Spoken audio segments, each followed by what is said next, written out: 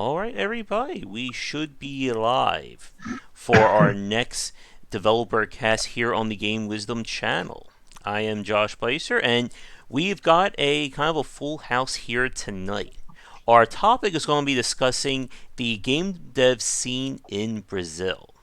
And joining me, we have several developers as well as somebody who works at the company or the organization Brazil Games, who specializes in promoting and kind of giving more information and outreach about the game dev scene in Brazil. So I'm going to give them a chance to go around and kind of introduce themselves. So everyone, feel free. Uh, should I start? Yep, go for it. Yeah, you go first. Okay. Hi there. My name is Jandê Saavedra. I'm from Double Dash Studios, developing indie developer company here in Brazil, based on Rio de Janeiro. We just released the game Skyracket, and I'm the art director and creative producer there. Hi everyone. My name is Lucas. I work with Jandê at Double Dash Studios. I'm the content director and lead game designer in our project Skyracket. It's my turn? Yep. Or there's any, yeah. Oh, hi everybody. My name is Eliana. I'm the executive manager of Brazil Games, which is the Brazilian Game Studios Association. And we have a very strong international presence leading our studios to the main events. Great. It is a pleasure to have all of you on tonight. And for our cast, like I said, we're going to be discussing your studio as well as Brazil Games and talking a little bit more about what the game dev scene is like. For my audience or my regulars watching this live or recorded, I've had a lot of international guests, and it's always great to talk with more developers and kind of see what it's like going on in the game industry around the world. So, I guess to begin with, for you guys at Double Dash, could you talk a little bit more about your respective backgrounds and what is the current game that you are working on or that's about to be released? You want to start? Sure. The game that we just released on Switch is Skyracket. It's an arcade mixture of different genres. We're mixing shoot 'em up with block breaker. It's very inspired by 80s and 90s Japanese arcade games. It's a very like retro experience. As I said, we just released it on the Nintendo Switch. We were at the feature at the Indie World, what the last Nintendo Direct they had last week, and that has been quite the experience. As far as working in Brazil, it's an industry that is kind of in its infancy, but it's growing really fast. We are, as I said before, we are in Rio de Janeiro, and here it took a little while for the companies to start really meeting each other and working together. It's been about 5 years that Double Dash Studios exists, like working officially as a game company. And since then, we've been working together with a lot of other companies to make this a better environment for developing. Okay. And I guess when you said that the studio started about 5 years ago, did like the game dev scene in Brazil like happen around that time or a little bit earlier than that?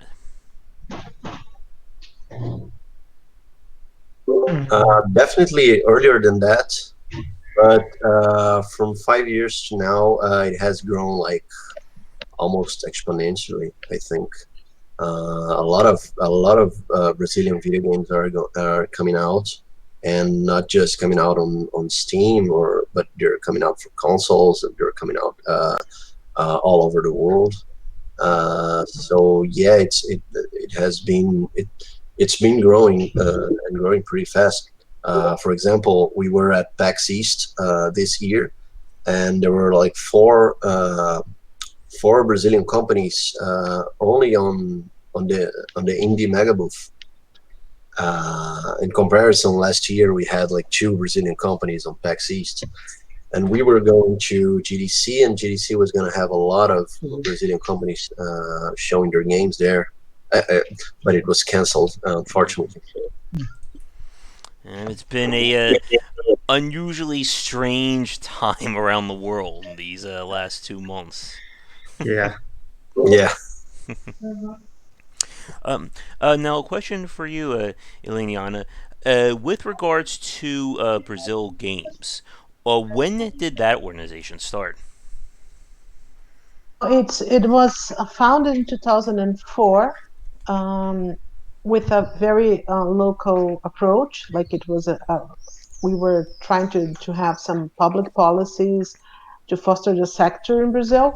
But in 2012, we started the international branch, and we already have 150 studios, companies as our members. And just as he was talking about GDC, we were attending GDC this year with 50 studios, 50 companies, 120 professionals, and we had just about like 39 games. Some of them, 14 of them were new games. So it was really an important moment for us. It was a pity that the situation did not allow us or anyone to be there. Hmm. And for Brazil Games organization itself, is it something that you reach out to developers to see they're interested in joining, or do developers or people in the industry reach out to you for like membership or organization? Membership organization. We're open doors to any Brazilian studio or service provider. It's both ways. Like we meet a new studio, we invite them to join, and they mostly know about us and are accepted. They pay a membership every year, and also they collaborate. They match investment for big events like GDC or PAX, etc. Hmm. Definitely sounds great. I know one of the bigger challenges, especially for international developers, is of course getting to some of these trade shows around the world. I know infamously GDC can be very expensive for developers coming from out of the country to come here and showcase their games. It is expensive. We have partnerships with an agency that promotes the exports of services and goods in Brazil called Apex Brazil. Okay. So the costs with the logistics and all marketing promotion we have covered by them. So the studios have to pay their air cost and their accommodation and investment on their own game, but all the setup we do that for them. Okay. And that's definitely great to hear. So, a question for the three of you then. With regards to like the Brazilian game dev scene, how has things grown, or have they grown, in terms of education for younger developers wanting to get in? Like, are there any major schools or trade schools that deal with or educate people about game dev? We do have already universities offering bachelor degrees for game design and some technical courses too. Of course, there are some hubs where those training centers and universities are based. Brazil is a very big country. It's about a continent. Like we come out very big. So we have it's a wonderful thing to see that we have studios all over Brazil, but the hubs are about six or seven, and that's it. So we do Yeah. have people being trained and put it in the market with a high level education. Yeah, but what I think I can add a little bit to that, because back in 2010, when I was starting college, you didn't have we didn't have many places who were actually teaching game design, game dev in general. You know, you didn't have college. The colleges were still not working with that, and you have a couple of technical schools here and there, but not all of them were actually, teaching anything of substance, of quality. Um, but with the past few years, we have seen a growth in that aspect. Like you started to see colleges teaching game development, and the quality for what they are teaching, it's reflected on their students. I was invited to what's the word uh, to evaluate some student works, some of their projects, and it was actually very impressive for something that for students who were only 6 months in college, and they were making some very interesting projects already. Um, so yeah, we have seen people starting to invest more in that area here, and I think that's mostly because the companies itself themselves, the studios are starting to develop more. We are a very young industry, like Jande said. Even though we have had some studios here and there ever since 2004, uh, but the moment that we started to see lots of companies showing up in Brazil, I think it was like for the on the past maybe 7 years, 10 years, you started to see companies popping up everywhere, and they started to collaborate with each other, and they started showing up more. And since companies were communicating, they were helping each other grow. So what happened was, uh, before, it wasn't really worth it to have any kind of school that were teaching game dev, because you would have nowhere to send your students because you wouldn't have any companies to hire them. But so mostly, whenever you had anyone of talent here in Brazil, they would usually just go work outside of the country. Their main objective was, oh, I want to be hired by Blizzard and things like that, and they ended up actually doing that. I actually met people who ended up working as concept artists in Blizzard. But that was the main case here in Brazil with anyone who had talent and who was dedicating themselves to game development. And for the past few years, we have seen a change in that, where people are starting to see more opportunities to work inside the country. So I think that the schools themselves, the colleges, are starting to see that as well. So they are now investing in more in that kind of education. And that's definitely great to hear. And for my regulars watching this right now, like we've had discussions with developers. I know Poland and Europe are also very big in terms of the game dev scene, and it definitely has been taking a lot of time for a lot of these countries who didn't originally have developers or really have a scene to kind of build themselves up. I guess a question for anyone: are there any, like, for my audience here, like that usually consists of either European or United States people? Are there any major names out of the Brazilian game dev scene that they may have heard of over the years? Oh, for sure. Um, we had a few games that were quite famous outside of Brazil for the past 2 or 3 years. There's Dandara. It's a very interesting Metroidvania. Mm-hmm. They just released a DLC for that. But I think it was by the end of last year they released Blazing Chrome. That's a very Contra-like game. It's very inspired by Contra Hardcore. Um, and I think another big game was Knights of Pen and Paper. that's also Brazilian. That's from I think it's Behold Studios. Is that it?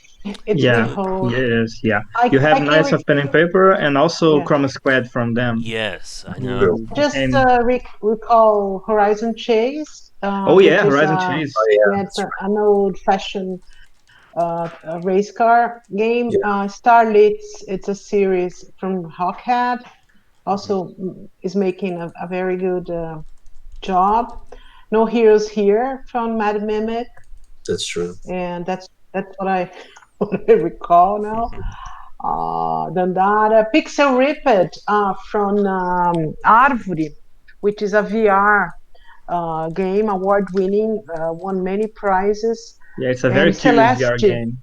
Hmm. Yeah, yeah, and Celeste, which is I think it's a British studio, but Mini Boss from Brazil uh, is a partner. So Celeste was really also well Yeah, acclaimed and for beautiful. yeah, Celestia was I think. Minibots were they did the artwork for the game. Yeah, Yeah, they always and they I always think they always do It's the artwork for that company. Actually, they yeah, have yeah, yeah, since the studio is Powerfall, Matt Matt makes makes games. games. Yeah, Okay. yeah. I don't know if they are from uh, UK. I think I don't know. But we anyway, actually we yeah. Go ahead, please. sorry, we actually have some very big companies here in Brazil, but they don't work with. They usually work with mobile games mostly. Hmm. We have Wildlife now. They made a very popular mobile game. I forgot the name. It was Sniper. Sniper 3D, something like that. Yeah, I think so. Yeah. I think the biggest companies here in Brazil, they come from mobile games and working with services with games like um, I forgot Patience. No, not Patience. Solitaire online and things like that. So they don't really get attention from the mainstream video game consumers. Hmm. Uh, so I think those are the biggest companies here in Brazil, and you have smaller ones who are making great titles for the mainstream audience, such as Horizon Chase and Chroma Squad and games like that. Hmm. And I do know about Joy Masher. I did play Blazing Chrome last year, and that definitely like some like those old school like throwbacks have been some of my favorites. Now you said that a lot of developers have gone the mobile route. And that's something that I heard from a contact of mine in I think the India game dev scene as well. I guess this is a question I always find very interesting to ask. For like some of the developers that you've spoken to, I know with your game, I guess like what kind of games or what kind of designs do you is there like a commonality between like developers in Brazil, or does everyone kind of just like do their own thing in terms of what kind of games they want to develop? I think it's mostly everyone does their own thing. I mean, there's people working with VR, people working with mobile. I mean, in the indie scene, actually, it's very varied. Hmm. Um, we did like Skyracket, that is like a mixture of shoot 'em up and breakout. We know people there are working with like a VR version of something that plays like Portal. Hmm. There is tactical games. There's Out of Space, also from Behold Studios. That's very like it's like It's a kind of like a it's a party game. yeah, like a party game, kind of like Overcooked. We There's a 2D fighting game coming out also from Brazil. There's a lot of different games coming out. It's very yeah. I think people just pull inspiration from a lot of different places, and they are trying to do new things and interesting things. All right. Now, you mentioned VR. I think I want to touch on that like a little bit more for the audience. Uh, VR, I think, is still like very much. It seems to at least be over here, still in its infancy in terms of kind of reaching like mainstream approval and mainstream support. What is it like in Brazil? Like, are developers making use of like VR for a lot of their games, or is it still kind of catching up like it is in the United States? I believe It's it's catching up. yeah, it's still catching up. It's very expensive here. Yeah. I mean, especially if you're thinking about PC VR, you Oh, need yeah. like a bulky machine to play it. Now there are some kind of new Oculus models that don't need a PC. For example, I my whole foray with VR was with the PlayStation. I got the PSVR, and that's a little bit limited, but that's what I have. But mostly VR here in Brazil is still like uh, confined to the mobile scene. I think if you're thinking about like the average consumer, Yeah. because it's very expensive to have like a really good VR set. But still, thinking about the development, I think a lot of these companies they end up having like some kind. They they they reach out to like Oculus or Vive or whatever company is building VR sets, and usually can get some help, some sponsorship, something, because they are very interested in having VR games being developed to their platforms. Yeah, but I think here in Brazil, it's still going to take a while to catch up because like John said, it's really expensive. Like for you to get a console or a decent PC, it's already very expensive. Mm-hmm. And if you're trying to get a VR set, which is something that's much more unusual, it's going to be even more expensive. So that kind of discourages the audience here in Brazil to actually consume VR. So most companies here are focusing on getting their game out there, outside of Brazil, as their main target audience.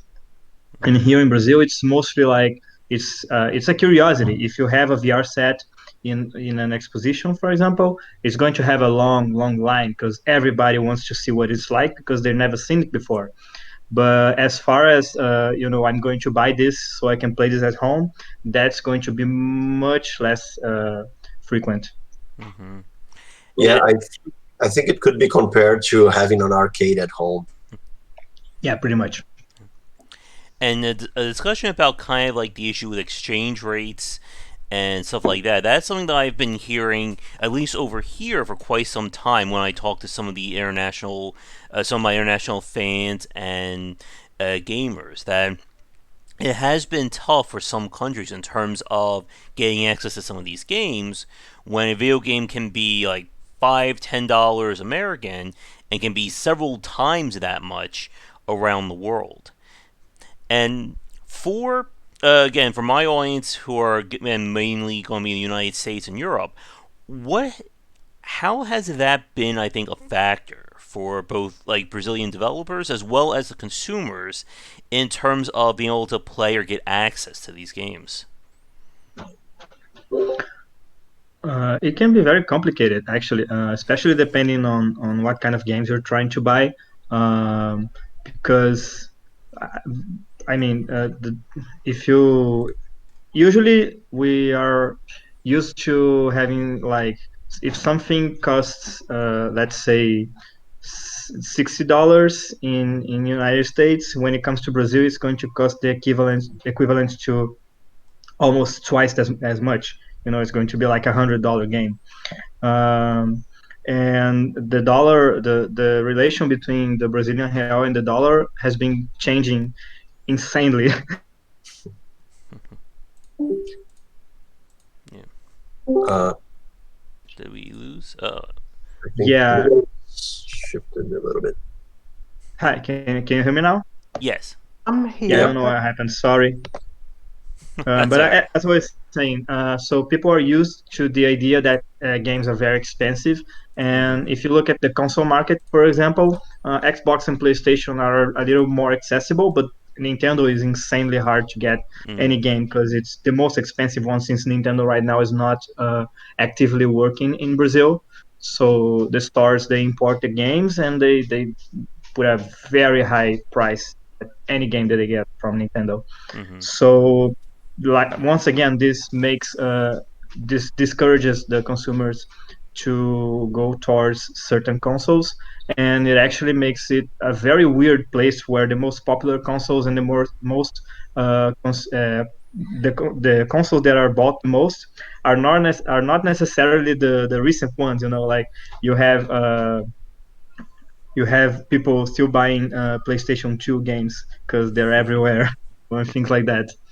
As far as as PC games, that's a little bit more accessible because stores like Steam they don't use the exact rate of the dollar. So a $60 game is not going to be $100 game in Brazil. Is going to be closer to an actual $60 game here.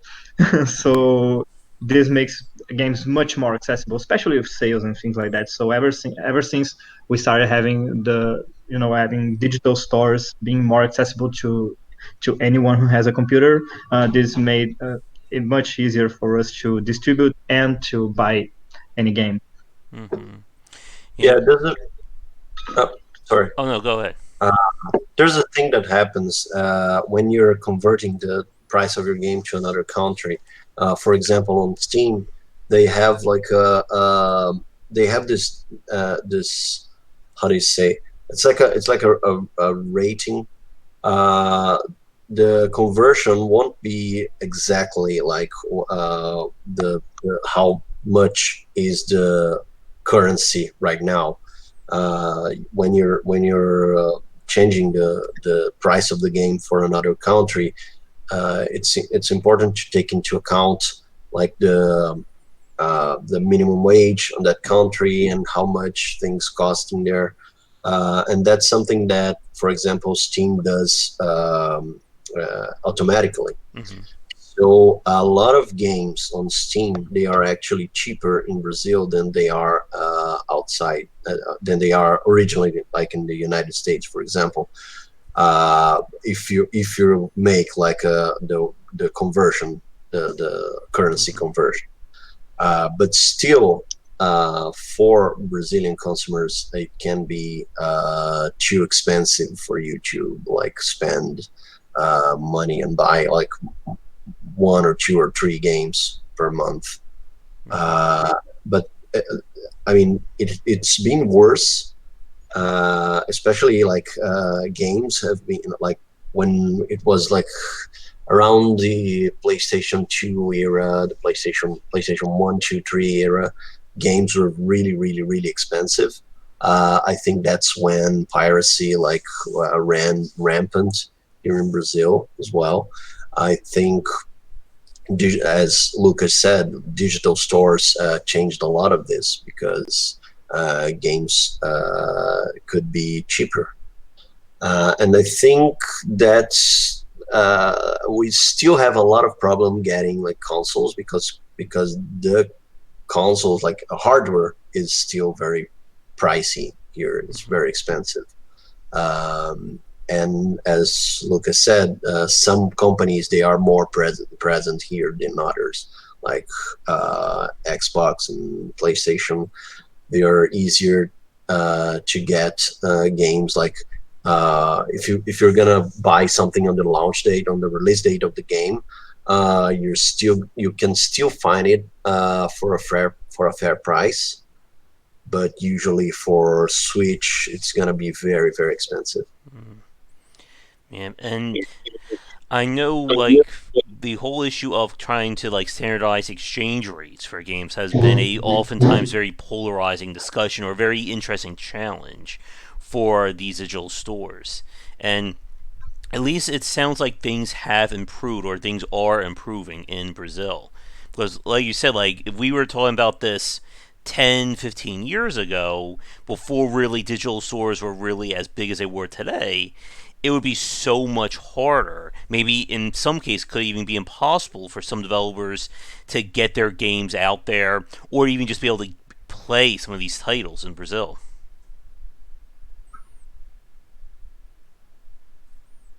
Yeah, it depends on the title Mm-hmm. actually. A long time ago, we had like, how do you say? It's not Brazilian publishers, but maybe localizers. We had like, for example, a lot of the LucasArts games from the 90s and early 2000s. They were officially released here in Brazil. Some of them were even translated to Portuguese or even dubbed. For example, Green Fandango is a game that has an amazing Brazilian voice acting, but that's something that towards the 2000s it just deteriorated. I don't know exactly why, but games just stopped being.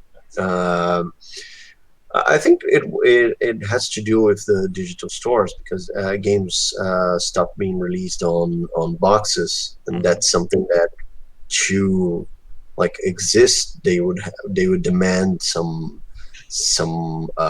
management, like a localizer, for example. Um, but still, the whole digital thing, it opened like opportunities for people to release their own games. Things now we don't need to like find a manufacturer or Mm-hmm. find some factory to burn CDs over a game. So I think it's been like very positive. Mm-hmm. Here's a question. I think anyone can answer this, but uh, obviously for my audience in the United States, we have the ESRB as kind of the governing body for rating games and kind of doing things on those lines. Does Brazil have an organization or a company that handles any kind of rating systems for your games?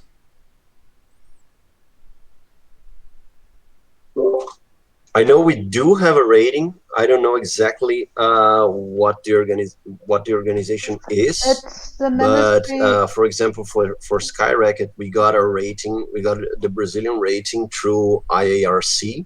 IARC.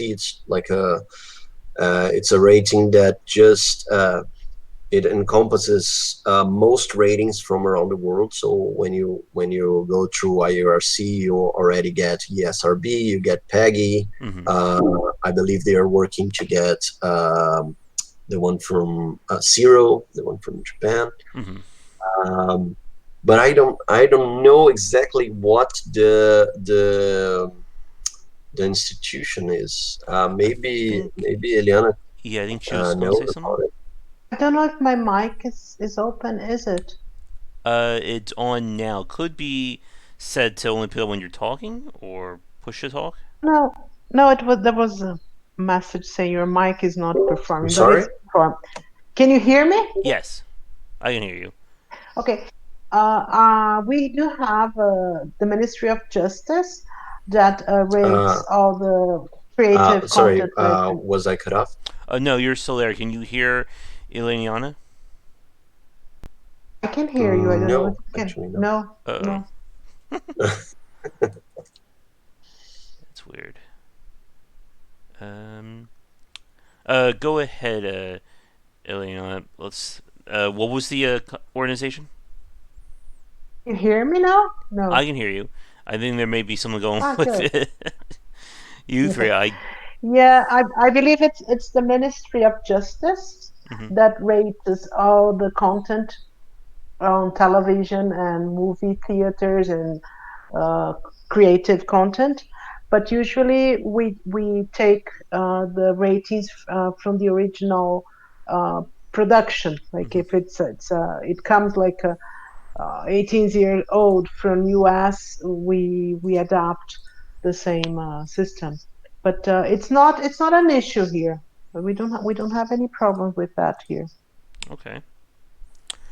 Now I'm trying to think if there's any other questions about the scene I want to bring up. I guess this is a question, I guess, for anyone in the room or for any one of you three.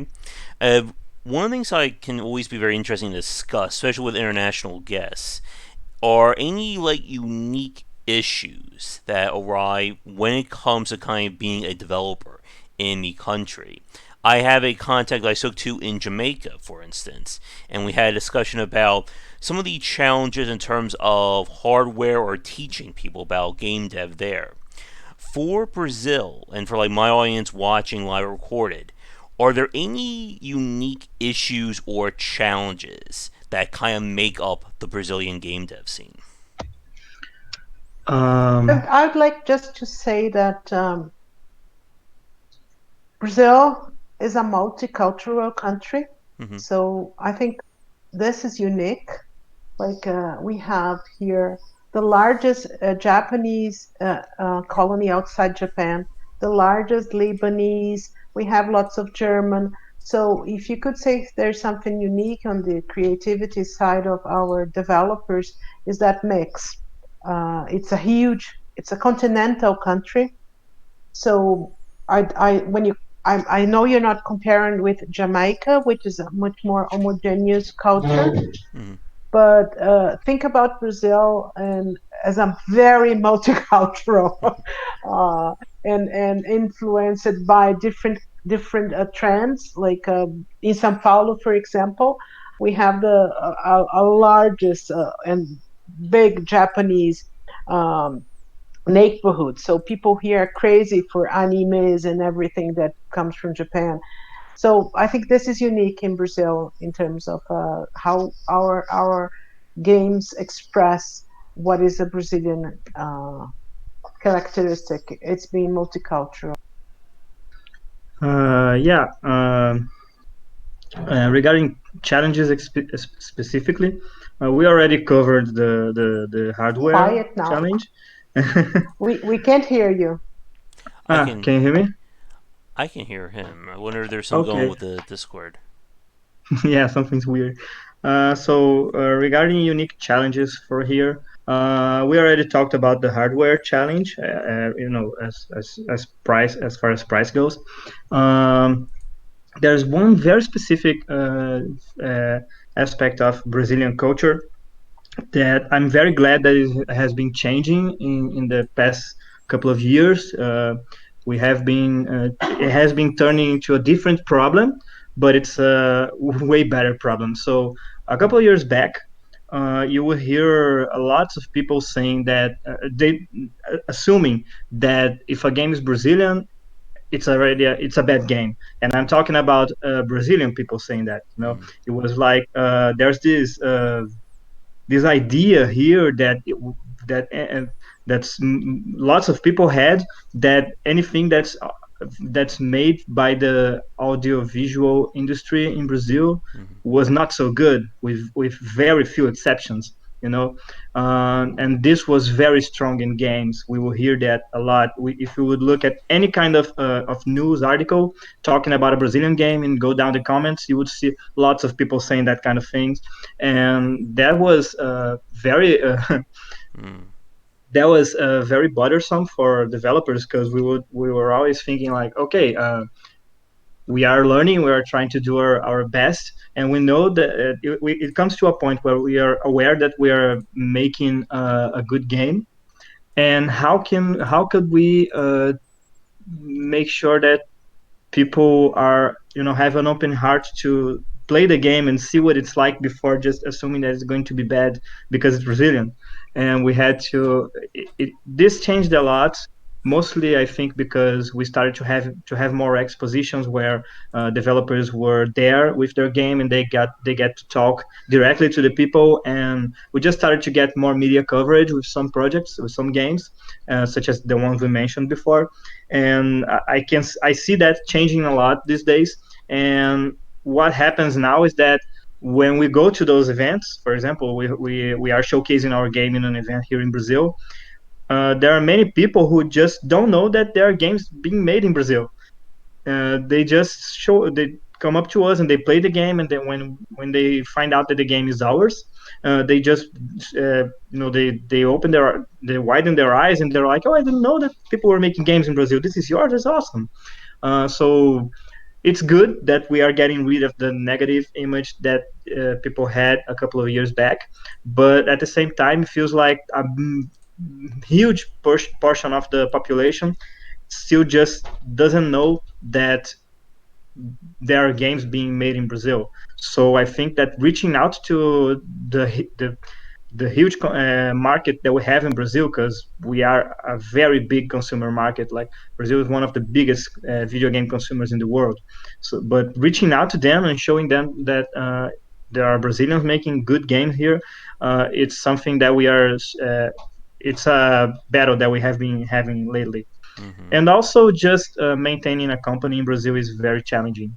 It's like like we said before, everything is very expensive, and the costs for keeping a company here is very expensive. So it's it's very it's expected that when you start a company of any kind here in Brazil, it's expected that your company will what's the word for not working anymore?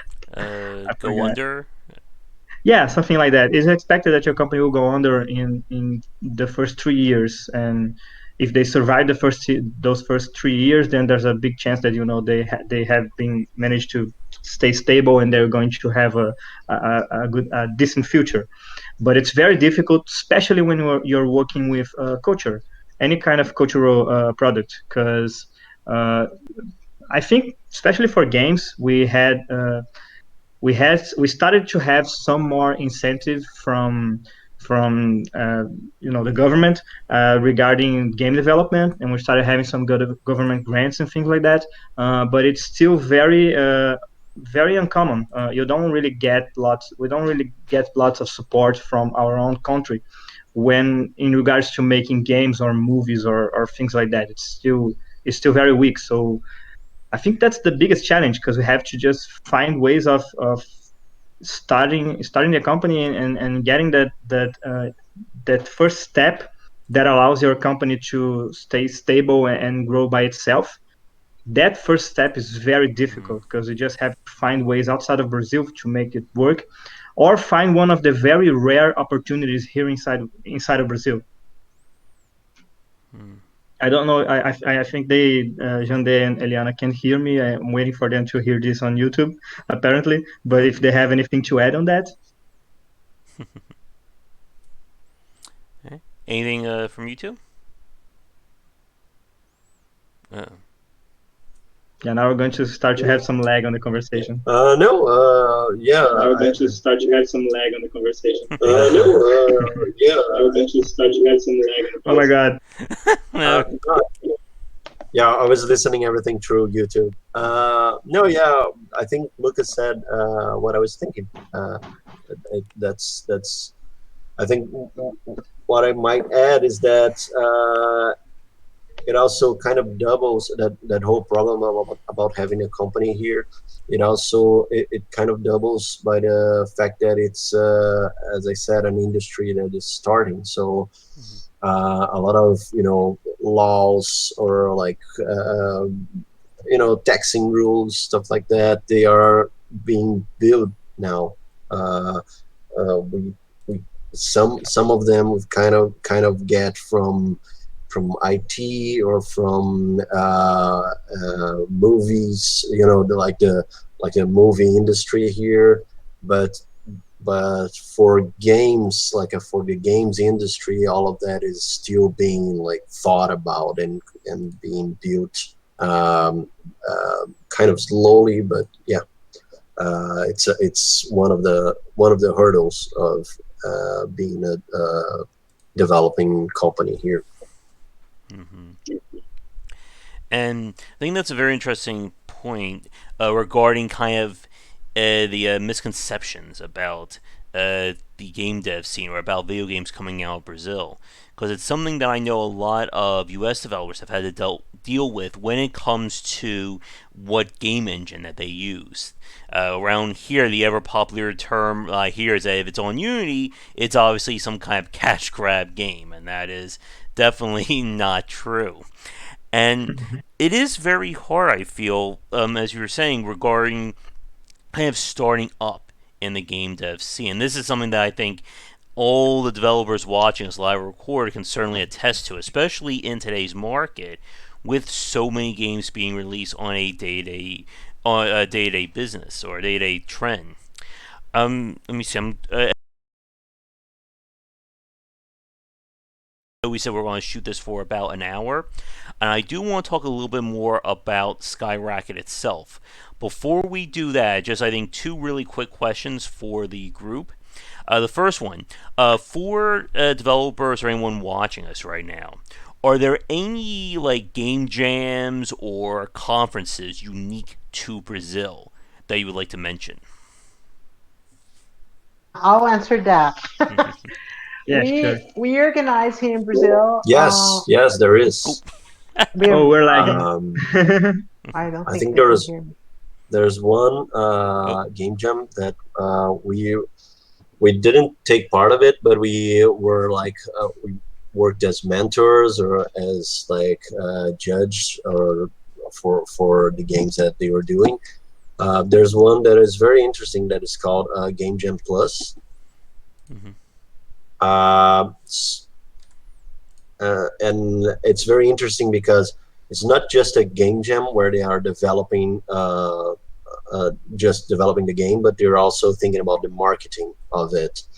And that's an aspect of game development that we usually, as a young indie developer, you only think about that after the game is done. mhm, So it's very interesting because we all these young developers, they have to brainstorm the game with whatever theme the game jam will give to them, and then they have to do like a pitch presentation of the game. They have to have like an elevator pitch and then a 5-minute pitch, and it's interesting because you can see that they get out of there knowing a little bit more about it. We usually they have to do like a pre-pitch, and then we will give them some pointers, give them some feedback, and then they will do the presentation. And it's by the end of it, they don't really need to have like that perfect prototype, but if they can like use it to give their idea, to show their idea and really sell it, then we know that they have really progressed during it, and we did a good job. great. I left a message in the Discord chat. I'm going to cut the call, or we're going to close it off and then start back up because that we'll see if that fixes this kind of delay or this issue with everyone. So, uh, I'm going to leave the call, or I think everyone just like leave the call. I'll re-invite you back on, and we'll see if things are better. So I'll talk to you all in like 5 seconds. Okay. All right. And of course, for those of you watching this live, it's always the fun of doing these things like that. All right. Let's see if that did anything. Hello. All right. There's one. Okay. All right. Here we go again. Can you There guys you go. hear me? Yeah, I think Okay. we got Yeah, Marina there. Let me see. Is there a way to? I think Marina Now, is not really here. Okay, that She's just should. on the. All right. There we go. Perfect. All right. Can everyone hear each other? I I Yes. think can so. hear everyone. Okay. Yeah. Great. Leon, I know you had an answer that you wanted to give about the organizations. Yeah. Brazil Games is the co-organizer of Big Festival, which is the largest and most important festival and market in Latin America. It was instrumental to organize the industry because before Big, that first edition was 2012. We knew there was a game scene in Brazil, but the studios had not been together under the same roof like that. Made a huge difference. And we got support, sponsorship from partners that allows us to bring to Brazil every year around 50 international publishers, decision makers, and opinion makers. So we were going to the eighth edition this year. It's going to be delayed because of the Hmm. pandemic, but it was really, really important to organize the sector, to train the beginners, like the studios or the solo, like the developers that were not already on establishing in a small business, but it gave them the minimum tools. Like this year we had 150 training sessions, like lectures, keynotes with national, local, and international speakers. So it's very important for a country that is developing its industry to have its own regional event. And it's also an international festival that attracts around 800 submissions per year from all over the world. Sorry.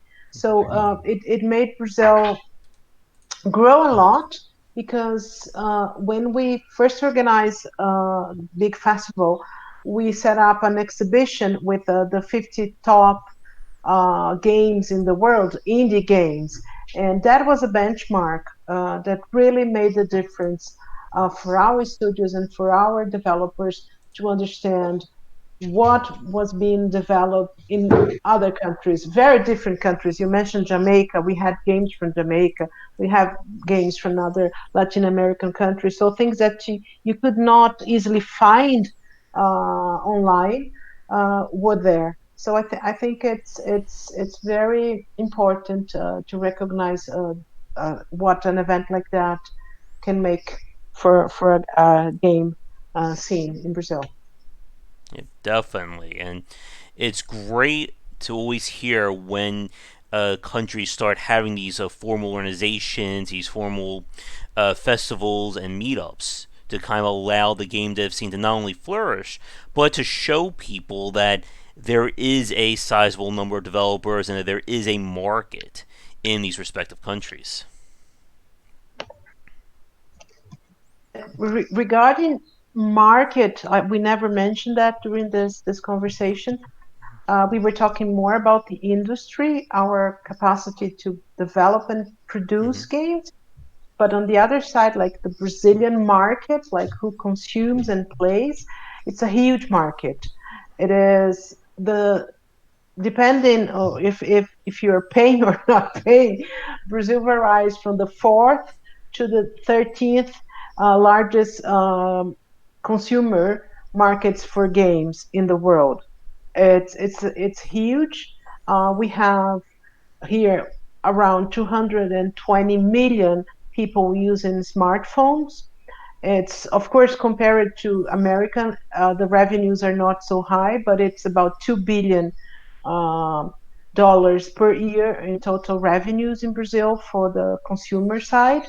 So it's an important market if you are a developer considering Brazil as a territory to explore for business. So we were just talking about the industry, but there's this other side of the game environment here in Brazil. All right. And let me see. I think we'll spend like another like 5 to 10 minutes of that works for everyone in terms of talking more about Skyracket, and then we'll probably look to wrap things up because I know I don't want to keep everyone all day long here. Uh, for the chat watching us right now live, if you have any questions regarding Skyracket or anything regarding the Brazilian game dev scene, feel free to get those questions in now. So, with that said, we kind of spoke briefly about Skyracket way back in the beginning of the cast. But for the people watching us, what kind of game is it?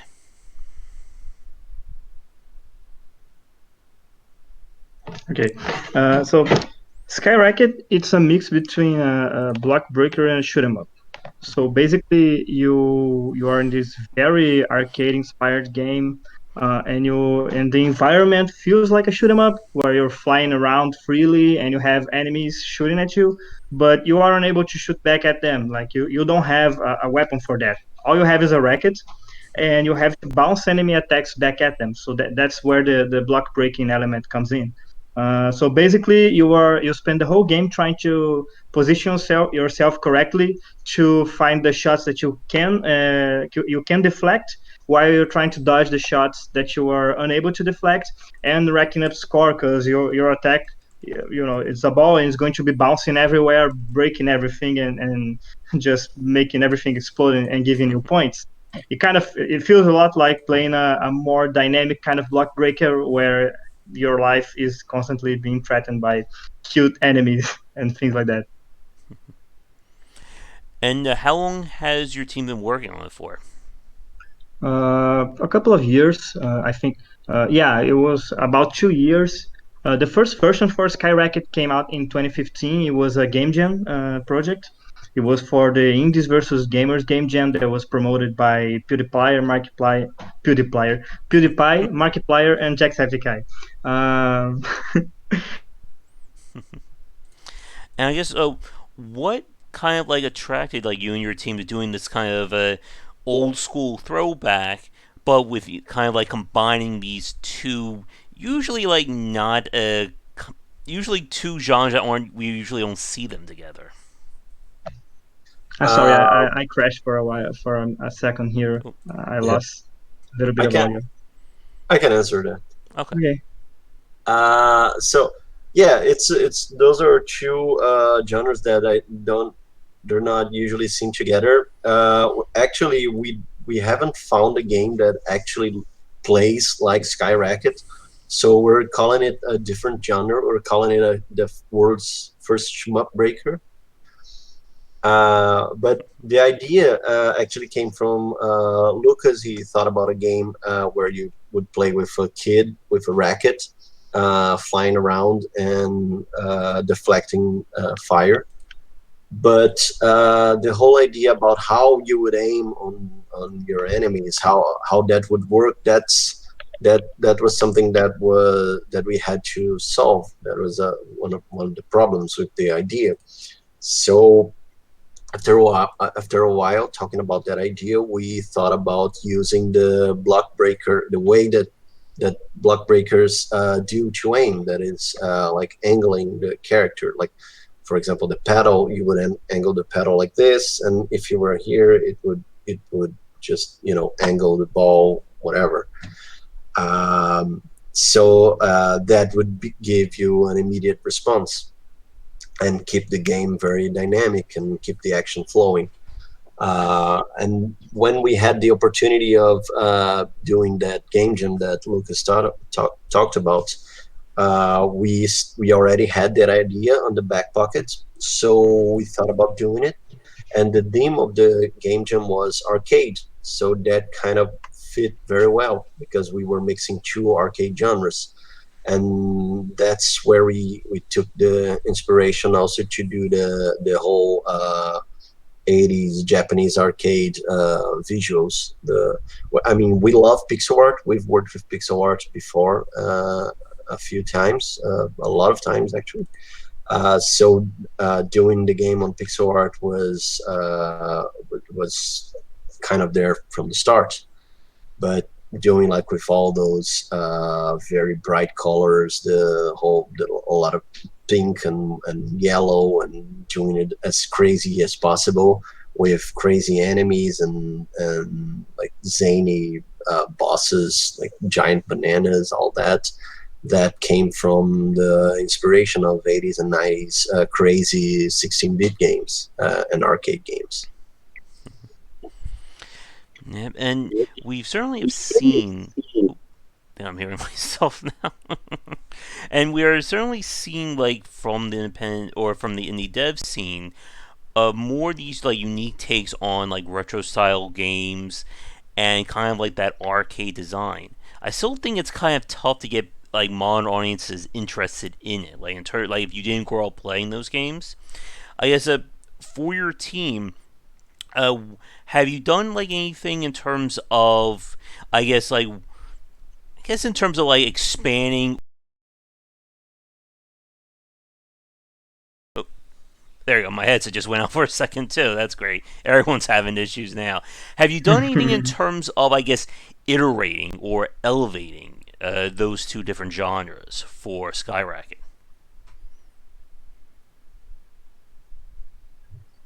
Mm.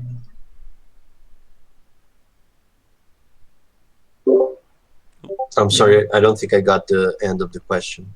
I guess, has your team done anything in terms of elevating, like again, like the two genres of shoot 'em up and kind of breaking blocks is usually considered like a very simple kind of gameplay loop. Have you done anything or to kind of elevate or grow those designs? Yeah, I think Skyracket actually works very well in like I said, elevating certain aspects of those games. There are two aspects. One related to each genre that I really like, and that the first one is for shoot 'em ups. Most of the time, um, there are many moments where you are encouraged to moving very little. You know, you'll be at a bullet hell situation, and you find a safe place, and you stay there. And as the bullet pattern is moving towards you, you're just weaving very, very ever so slightly in that small space, so you can move where you can move between the bullets, so you can stay safe. And at the same time, you are just shooting non-stop. You are hitting the boss or the enemies. And then there are the moments where you are moving in a larger scale on the screen, so you can avoid bigger bullet patterns. So that sums up shoot 'em up movement mostly. But it's always about finding the empty spaces between the bullets, and then but you're not really encouraged to move so much in many moments. And in Skyracket, one thing that I really enjoyed about the end result when we were starting to play the levels was that since you are constantly having to chase your bullets, you can't just stay at one position and shoot forever. You can't move so little, because if you do that, you won't be dealing enough damage, because you're going to lose the ball. So you have to be constantly moving the whole screen through the whole screen, so you can be following your attack. And I think that's one thing that makes that I really I feel like it's different from shoot 'em ups in general, and I feel like it's an interesting kind of challenge, especially when you start to have more complicated bullet patterns on screen, because you cannot just find one hole in the pattern and go through that hole. You have to find a path for you to fly through the pattern, so you can reach a ball at the same time. And to me, that's the shoot 'em up aspect where I feel like we can elevate on the genre. And as far as the block breaking aspect of things goes, in block breaker, usually you can move in two directions. You can go sideways or you can Mm-hmm. go vertical. But uh, I'm a very hyperactive person. I don't like waiting.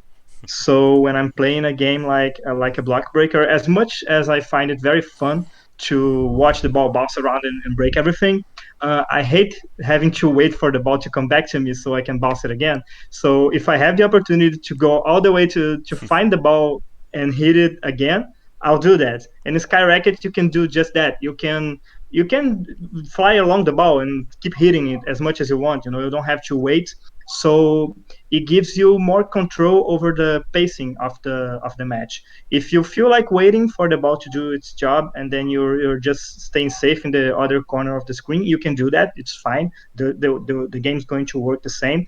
But if you want to accelerate the process a little bit, if you want to speed up the rhythm of the levels, you can just put yourself at risk and get in between the enemies and the blocks and keep wailing on the ball in the middle of everything, in the middle of the fray. And it's going to be much faster and much more dangerous, but you can be rewarded for doing that. And I feel like that's like a big step up compared to a regular block breaking game.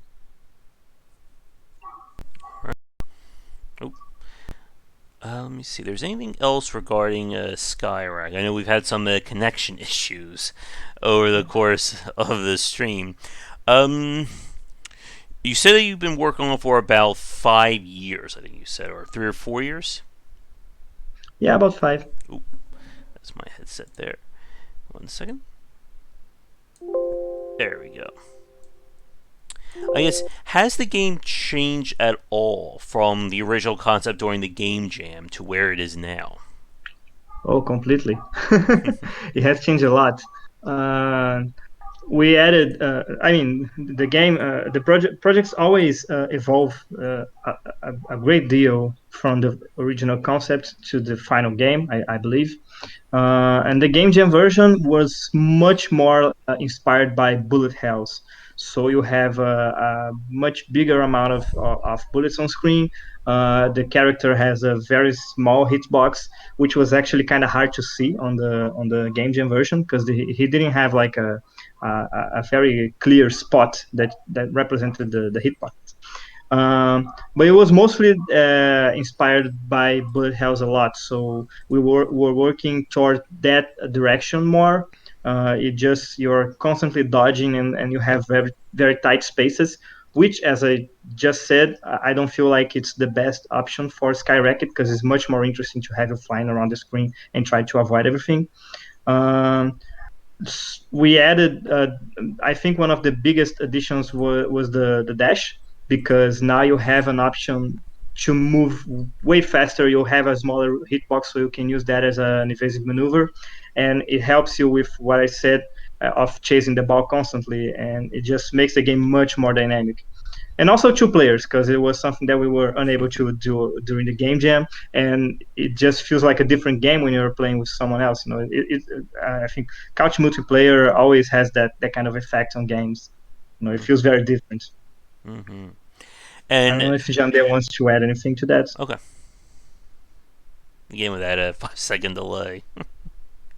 Oh, he's not hearing you on Discord. I think we're some of that issue. Okay.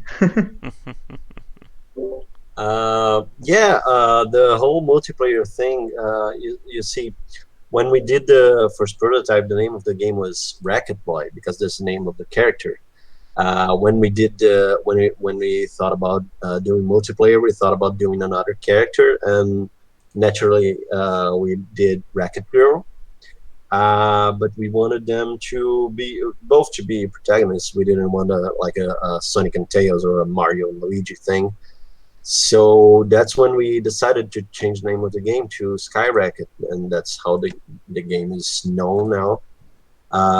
So that's that. I think that was one of the major changes from the prototype. I mean, it got like it had a huge revamp, visual revamp from the prototype to the final game as well. So yeah, it's very different. I don't know if the prototype is still online, if people can play it. Yeah, I don't think it Uh, is. but it's kind of interesting to go back and play it and see what we did in 3 days and see what we did later in 2 years. Man. And it's always fascinating, especially I've spoken to several developers who've made full games from those prototypes or those game jams, and it's always that wonderful thing about the game is that you never know like what idea is really going to resonate with yourself or with an audience to try and turn that into a full concept.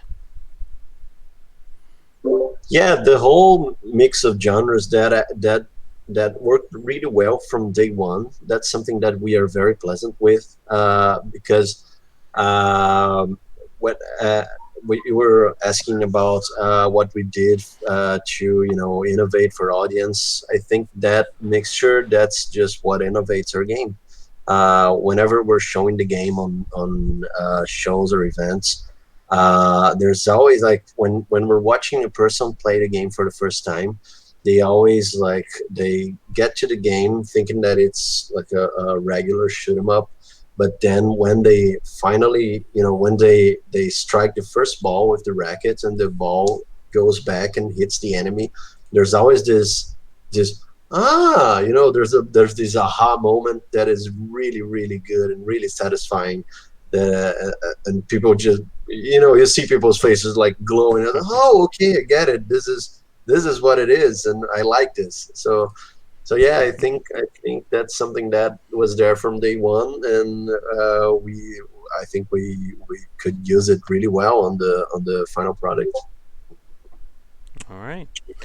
And for the people watching us live or record right now, what platforms is it available on?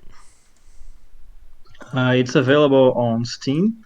It's available for PC, Linux, and Mac on Steam, and also on the PC you can buy on several stores. You can buy it on itch.io as well and GameJolt, and we just released it on the Switch.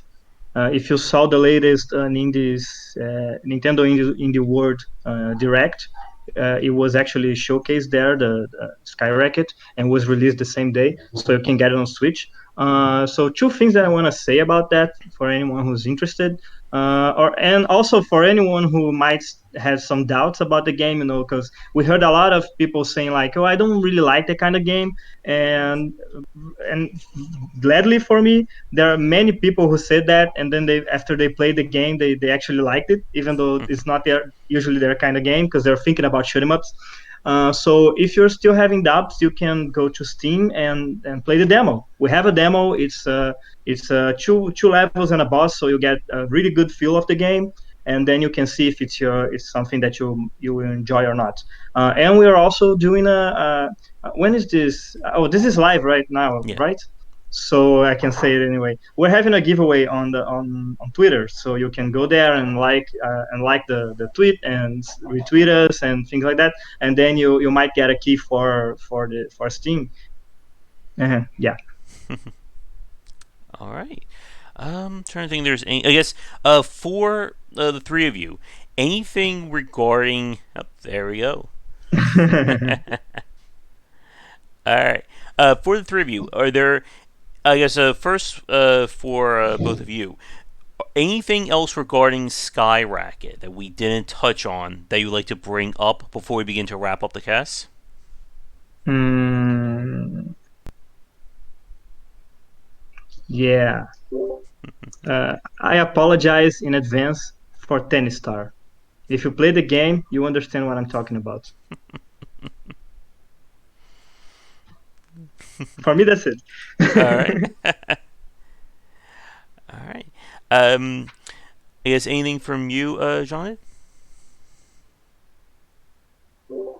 I think Lucas said it all. If you're not sure about the game, play the demo, and if you love it, then play the game. It's really fun. It's really fun to play with other people. If you have like a friend that's quarantined with you, then you can play. Actually, if you have it on Steam, you can use remote play to play online. So that's something fun to do. And well, let me see. No, I think that's it. I think that's it. It was really fun to work on it, and I hope that you guys have as much fun as we had playing it. All right. And have you started to think about your next project now that Skyrocket is out?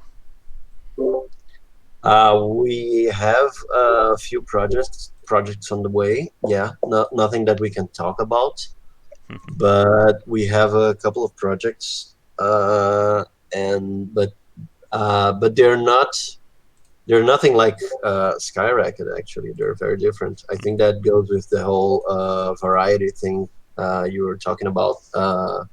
We were talking about earlier. They are very different games.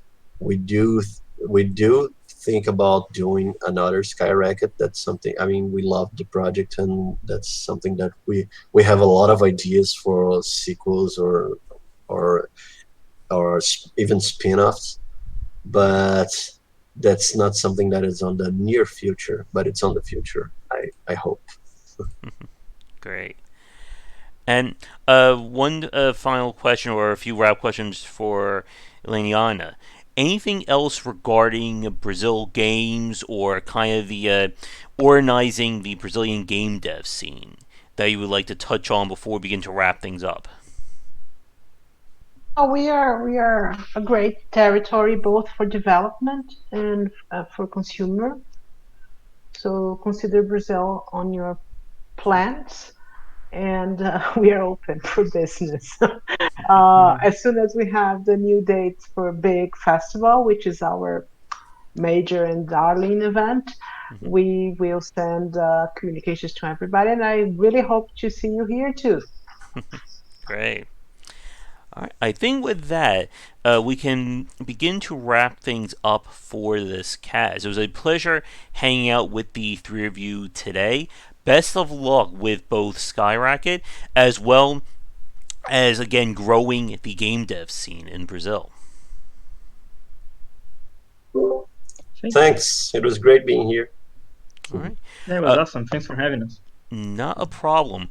Are there any other places or social media you would like to bring up now for people watching, whether it is about Skyracket, more about Brazil games, or anything else they should, I guess, take away from this conversation? Yeah, I uh, do you have our social media for Skyracket there? Uh, Yeah, in the Discord chat, I do. I'll include that in the recorded notes when this goes live. But anything else you would like to mention for the people watching? yeah, sure. If you want to see more Brazilian games, you can look for specifically from Rio. We have this association called Ring, where it's just somewhere where we can work together and help each other, and it talks about lots of other Brazilian games. I don't know how up to date it is, but I can see some games here that are still being released. So you can look for a Ring Dev, I think, Okay. and you find some more Brazilian games that you might be interested in. All right. All right. Anything else from either of you two?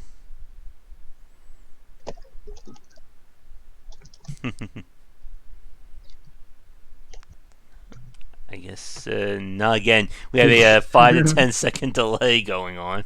It was great talking to all of you.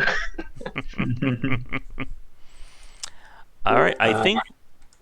I don't know what Lucas said before. I couldn't hear him, but yeah, I agree. I agree with him. All right. And I will include links to the game as well as to your social media and studio in the description down below for people watching this recorded. But I think with that, let's wrap things up for our call. So I would like to thank once again the three of you for coming on. And if there's any other developers in the Brazilian game dev scene who are working on upcoming games and are interested in talking about them, we are always looking for more guests for either these live casts or just recorded like offline casts as well. Great. We will send you a lot of that then. All right. For my audience watching this, whether it's live or recorded, they know we can certainly do a lot of casts when it comes to game dev. So I am always ready, willing, and able. Thank you. Not a problem. So we're going to wrap things up for the cast this week. Thank you so much for tuning in. I'll be back later tonight for our regular game streams. If you'd like to follow me, I am on Twitter at GWBeister.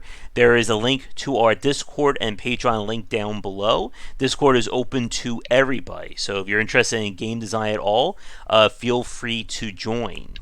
I guess for the group here, anything Twitter related you would like to bring up if people want to follow you or any organizations? Mm, no, I can't think of anything right now. Okay. And if anything comes to mind, feel free to send that to me in the email or in the Discord chat, and I'll include those in the notes as well. So, Okay, perfect. all right. So with that said, thanks again for tuning in. Come back for another discussion about the art and design of game design here and on Game Wisdom. So until next time, everyone, have a great rest of your night, and we will talk again real soon.